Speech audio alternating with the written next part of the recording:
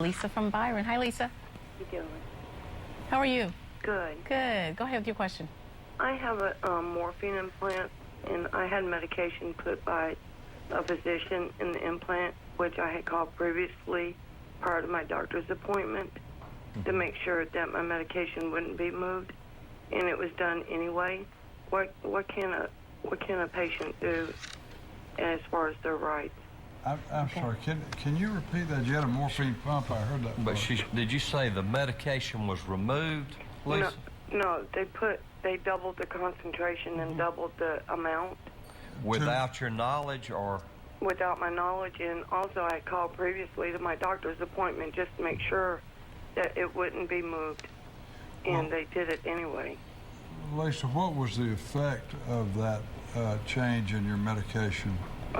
I've had a lot of headaches, nausea, vomiting.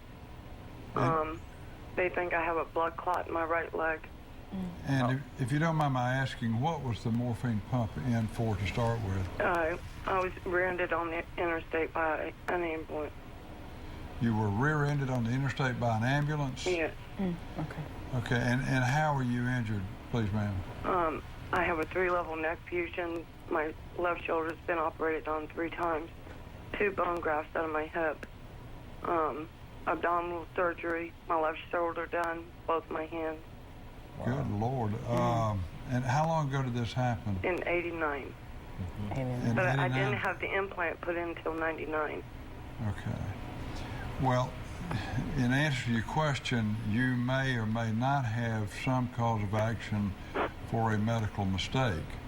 But as in most all potential medical negligence cases, it turns around issues of medicine more than law.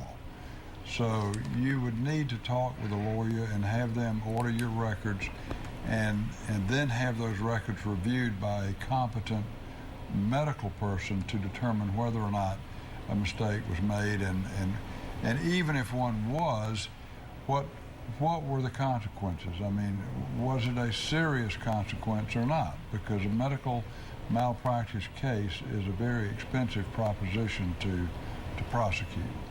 Yeah, I'm But just curious as to how suggest- long it was before they discovered that there was too much medicine. Are you still Are you on? still there, Lisa? Over a year to get my medication lowered Okay. back down to where it was almost a year ago. Well, and again, I keep going back to what was the effect of it? Did it cause you to become addicted to it, or? No, just severe side effects. On my right leg, I have severe pain where the catheter is actually placed in my back. That's going down into my right leg. The color of my leg has changed. I think that you should call somebody and get an appointment to talk with a lawyer about what happened. That's what I would recommend for you. Anyone that you could recommend? Well, no, ma'am, not on the air, but there are many good attorneys in Macon, and I'm sure there are a number of them who would be happy to talk with you without charge to determine whether or not your case is something they would like to investigate. And be cautious of the 2-year statute of limitations. Yeah. Right, and from whenever this happened, you only have 2 years from the date of the incident until the statute of limitations runs, which means your right of action would be cut off.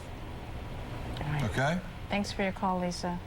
The legal information supplied in this broadcast is general information only and is not intended to be legal advice for any given situation. Do not rely on broadcast information without consulting an attorney.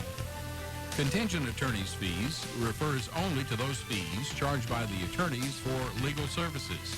Such fees are not permitted in all types of cases. Court costs and other additional expenses of legal action usually must be paid by the client.